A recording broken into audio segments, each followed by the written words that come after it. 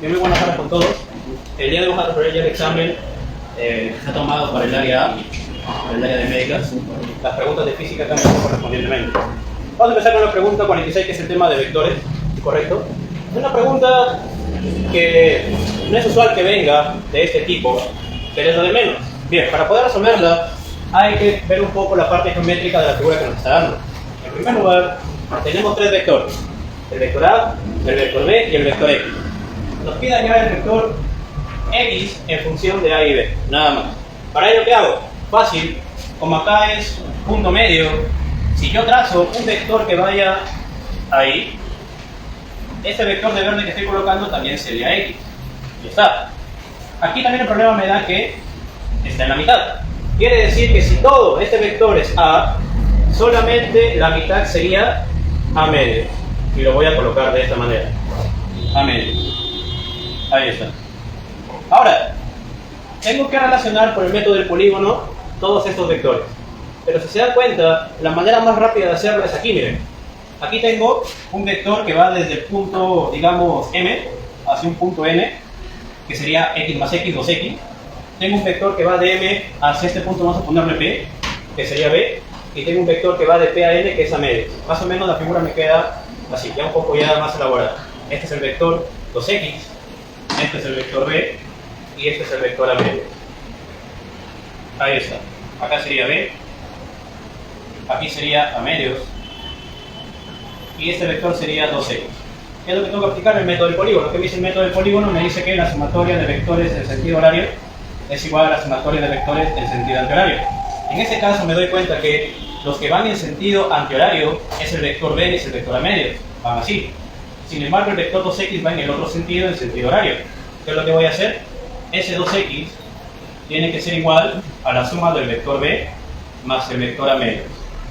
Y creo que de acá está fácil. Acá me va a quedar 2B más A entre 2, pero este 2 pasa a dividir y me queda que el vector X es igual a A más 2B y todo entre 4. Dándonos como respuesta la alternativa C. Nada. Ha sido un problema bien sencillo. Está para trabajarlo en menos de un minuto, así que obviamente acá me he demorado porque estoy explicando cómo se trabaja. Bien, problema 47. Miren, me está dando un sistema cartesiano en dos dimensiones X, Y y un movimiento parabólico que está hacia la izquierda. Pero acá hay un pequeño detalle. Me pide en qué posición se va a encontrar luego de 4 segundos. Si yo acá trabajo el movimiento parabólico y descompongo la velocidad es 25 con un ángulo de 53. Al momento de descomponer acá con seno y coseno, o aplicando los triángulos, me queda que esta velocidad, y acá sería aquí. Ahí está, con los triángulos notables. Nada más. Sin embargo, me está pidiendo en qué posición se encuentra cuando pasan 4 segundos. ¿Qué tengo que analizar yo? El tiempo del movimiento. En primer lugar, como está empezando con 20 en la vertical, se sobreentiende que el tiempo de subida va a ser de 2 segundos y el tiempo de bajada también de 2. En pocas palabras, cuando se complete todo el movimiento, la partícula ya llegó otra vez al eje X. ¿Y cómo calculo la posición? Fácil, calculo cuánto se mueve en este caso en el eje X y cuánto se mueve en Y. Pero rápidamente me puedo dar cuenta que como está regresando otra vez al eje X, automáticamente la posición en Y va a ser 0. En pocas palabras ya tengo cuánto se mueve en Y. 0, se ha desplazado 0. Sin embargo en X se ha desplazado un movimiento uniforme, sería velocidad, la velocidad es 15, por el tiempo que es 4, sería 60 metros. Dándome como respuesta que X es 60 y Y vale 0. Pero como está en el sentido negativo, le colocamos menos. La clave sería la C. Menos 60 y 0. Nada más. Siguiente problema. Este problema es muy sencillo, solamente he estado para marcar por lógica. También dice lo siguiente: la aceleración de la gravedad en la superficie de la Luna es un sexto, eso de ahí es cultura general, es un sexto de la gravedad en la Tierra. Me pide la altura alcanzada por un hombre de 60 kilogramos, la masa no importa, es independiente de eso, comparada con la que alcanzaría en la Tierra. Si hemos visto películas, si yo salto en la Luna, voy a saltar un poco más de lo que saltaría aquí en Tierra. ¿Por qué? Porque en la Luna peso menos. Si peso menos, salto más. En pocas palabras, si tú lo quieres ver de manera ya con la ecuación que debería ser, en caída libre tengo que el tiempo de subida es la velocidad de lanzamiento entre la gravedad, pero la altura se calcula como la gravedad medios por el tiempo al cuadrado. Si reemplazamos acá, me queda que la altura es la velocidad al cuadrado del lanzamiento entre 2 veces la gravedad. Quiere decir que la altura y la gravedad son inversamente proporcionales. En pocas palabras, si la gravedad de la Tierra es mayor que la de la Luna, con las alturas pasa lo contrario. La altura de la Luna va a ser mayor que la de la Tierra. La clave sería la D. Nada más. Pero como les digo, esto de acá es la parte física. Ya si quieren ver la parte experimental, simplemente pensando que en la luna pesas menos, saltas más y se acabó. La clave sería la de. Bien. Pregunta 49 es un problema de hidrostática. Está muy sencillo, pero hay que leer bien lo que me está diciendo. Mire, me dice que la presión total es de 3,5 atmósferas en un buzo que está sumergido en un lago. Obviamente va a ser agua. Bien. ¿Qué es lo que pasa? Me está dando la presión total. Quiere decir que aquí va a haber una presión debido al fluido que va a ser la presión hidrostática y va a haber la presión del aire que va a ser la presión atmosférica. En pocas palabras, esta presión total, o también llamada presión absoluta, va a ser igual a la presión hidrostática más una atmósfera, que ya sabemos que es la presión atmosférica. Ahí está. Si yo únicamente quiero calcular la profundidad a la que se encuentra, lo tengo que hacer con la presión hidrostática. Entonces la presión hidrostática sería todo lo que me da menos la presión atmosférica. Sería 3,5 menos 1, 2,5 atmósferas. Sin embargo, el problema te da como dato que una atmósfera equivale a ¿cuánto? Equivale a 10 a la 5 pascales. Y finalmente, yo sé que la presión hidrostática se calcula con la densidad del fluido, por la gravedad, por la profundidad. Y esto va a ser igual a 2,5 por 10 a la 5 pascales. La densidad del agua es 1000, la gravedad es 10, la profundidad no sé, es lo que me está pidiendo. Y esto va a ser 2 por 10 a la 5 pascales. Si tú lo pegas, te va a quedar que la profundidad es de 25 metros, dándome como respuesta la clave C. Nada más. Ahí despejan la profundidad y me queda 25 metros. Listo. Problema 50 es un problema de termodinámica y es muy interesante porque me está dando un gas, en este caso poliatómico, porque tiene 3 moléculas. Me está hablando de dióxido de azufre. Me está diciendo que, miren, me está diciendo que son 400 gramos de dióxido de azufre. Ya está. Dice, hallar la variación de la energía interna en Joule cuando se llega a calentar de 80 a 100 grados Celsius. ¿Qué quiere decir? Que va a haber un incremento de temperatura de 80 a 100 únicamente de 20 grados Celsius. Que también conocemos que es equivalente a 20 grados Kelvin. Es lo de menos. ¿Ok? Listo. Pero hay un pequeño detalle. Tengo que saber cuánto es el peso molecular, en este caso, del dióxido de azufre. Sabemos que el azufre tiene 32 gramos por mol, el oxígeno tiene 16, pero como es una molécula diatómica, sería 32 también, dándome un total de 64. Para calcular el número de moles, se divide la masa que me está dando, que son 400 gramos, entre los 64 gramos por mol que estoy calculando del peso molecular de todo el compuesto, dándome que el número de moles va a ser de 6,25. Hasta ahí ya tengo el número de moles. ¿Qué más? El problema me da cuánto vale el coeficiente adiabático y cuánto vale el calor específico o la capacidad calorífica a presión constante. Hay un pequeño detalle. Para poder calcular el cambio de la energía interna, se hace con el número de moles, la capacidad, pero a volumen constante, y el cambio de temperatura. Recordar que la energía interna varía únicamente si varía la temperatura. ¿Ok? En pocas palabras, ya tengo el número de moles. Me falta calcular cuánta es la capacidad calorífica a volumen constante. ¿Eso cómo lo hago? Con la definición de la constante adiabática. La constante adiabática se calcula dividiendo el Cp entre el Cv. El Cp me lo da de dato el problema, el Cv está aquí, y todo esto va a ser igual a la constante adiabática, que es 1,29, que también me da el problema. Finalmente, ¿qué hacemos? Despejamos el Cv, ya lo tengo calculado, aproximadamente es 31,294, y obviamente las unidades que me están dando el problema, Joule, mol, grado Kelvin. Finalmente, ¿qué hago? Reemplazo. Me queda que el cambio en la energía interna es igual al número de moles, que es 6,25, el Cv, que es 31,294, y el cambio de temperatura, que es 20. Y operado me da la clave A. Me queda que el cambio en la energía interna es 3.911,75 sale en Joule. Pero la que más aproxima es obviamente la clave A, que dice 3.911,25. Y ya está, se acabó el problema. Obviamente había que tener en cuenta estos pequeños detalles. Esto de la parte química, pues no saber cuánto es la masa, el peso molecular de cada compuesto. Vamos con los últimos problemas, a ver. Problema 51. Bien, en el problema 51, ¿correcto? Tenemos lo siguiente. En el rectángulo mostrado, me dice que los lados son de 5 centímetros y de 15 centímetros. La carga 1 vale, vamos a colocarla por aquí, por acá abajo. La carga 1 es negativa y es menos 5 microcoulombs.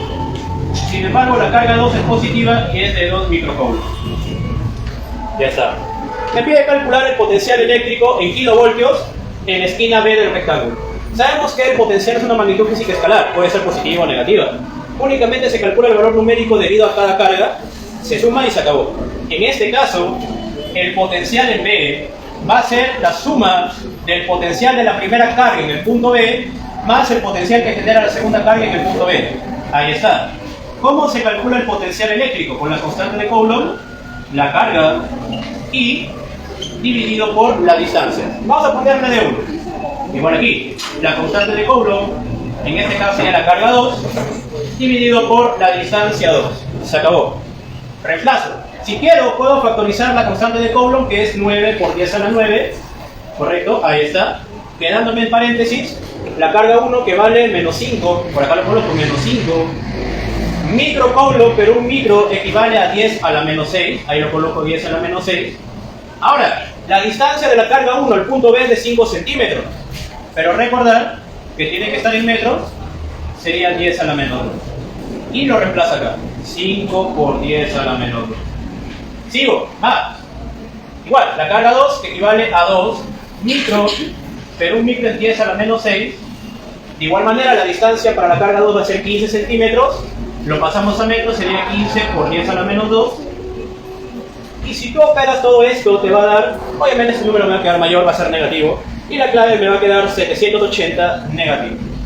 El potencial va a ser menos 780 kilovoltios. Ahí ustedes lo calculan obviamente con calma. La clave sería la C. Se acabó el problema. Sencillo. Siguiente. Este problema es más operativo, más algebraico.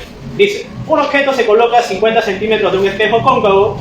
Si el objeto se acerca a 10 centímetros, la distancia entre la imagen y el espejo es 5/4 la distancia inicial.